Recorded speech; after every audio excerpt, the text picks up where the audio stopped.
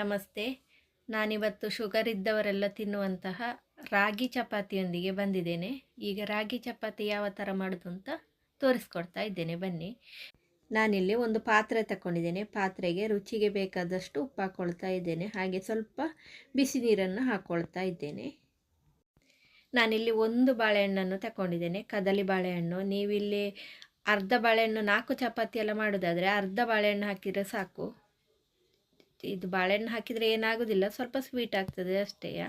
ನಾನಿಲ್ಲಿ 1 ಲೋಟದಷ್ಟು ರಾಗಿ ಹಿಟ್ಟು ಹಾಕ್ಕೊಳ್ತಾ ಇದ್ದೇನೆ. ಅದೇ ಲೋಟದಲ್ಲಿ 1 ಲೋಟ ಗೋಧಿ ಹಿಟ್ಟನ್ನು ಹಾಕಿ ಚೆನ್ನಾಗಿ ಕಲಿಸ್ಕೊಳ್ತಾ ಇದ್ದೇನೆ. ಚಪಾತಿಯನ್ನು ಹೇಗೆ ನಾವು ಮಿಕ್ಸ್ ಮಾಡ್ತೇವೆ ಅದೇ ರೀತಿ ಆಗಬೇಕು. ನಾವಿಲ್ಲಿ ರಾಗಿ ಹಿಟ್ಟು ಮತ್ತು ಗೋಧಿ ಹಿಟ್ಟು ಸರಿಯಾಗಿ ಅರ್ಧ ಅರ್ಧ ಹಾಕ್ಕೊಳ್ಬೇಕು, ಆದರೆ ಚಪಾತಿ ಚಂದ ಮೆತ್ತಗಾಗಿ ಬರ್ತದೆ. ನಾನಿಲ್ಲಿ ಒಂದು 5 ಚಪಾತಿ ಆಗುವಷ್ಟು ಮಾಡಿದ್ದೇನೆ. ನಿಮಗೆ ಒಂದು 10 ಚಪಾತಿ ಮಾಡಬೇಕಾದ್ರೆ 1 ಬಾಳೆಹಣ್ಣು ಹಾಕ್ಕೊಳ್ಬೋದು.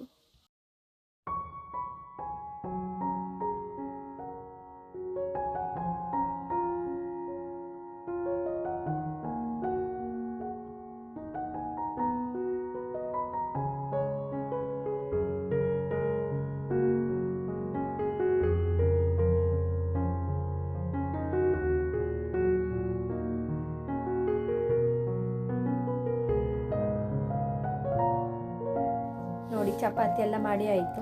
ನಾನು ಕಾಯಿಸ್ಕೊಳ್ತಾ ಇದ್ದೇನೆ. ಸ್ವಲ್ಪ ಎಣ್ಣೆ ಹಾಕಿ ಕಾಯಿಸ್ಕೊಳ್ತಾ ಇದ್ದೇನೆ, ತೆಂಗಿನೆಣ್ಣೆ. ನಿಮಗೆ ತೆಂಗಿನೆಣ್ಣೆ ಬೇಕಾದರೆ ಹಾಕ್ಕೊಳ್ಬೋದು, ಬೇಡದ್ರೆ ಸ್ಕಿಪ್ ಮಾಡಿ. ನೋಡಿ, ತುಂಬ ಚೆನ್ನಾಗಿ ಬಂದಿದೆ ಚಪಾತಿ. ಇದು ಶುಗರ್ನವರಿಗೆ ಮಾತ್ರ ಅಲ್ಲ, ಎಲ್ಲರಿಗೂ ತಿನ್ಬೋದು.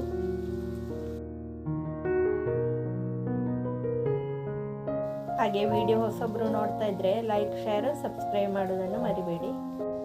ಈ ರಾಗಿ ರೊಟ್ಟಿಗೆ ಅದೇ ಪದಾರ್ಥ ಆಗಬೇಕು, ಇದೇ ಪದಾರ್ಥ ಆಗಬೇಕು ಅಂತ ಇಲ್ಲ, ಯಾವ ಪದಾರ್ಥ ಇದ್ರೂ ರುಚಿಯಾಗಿರ್ತದೆ.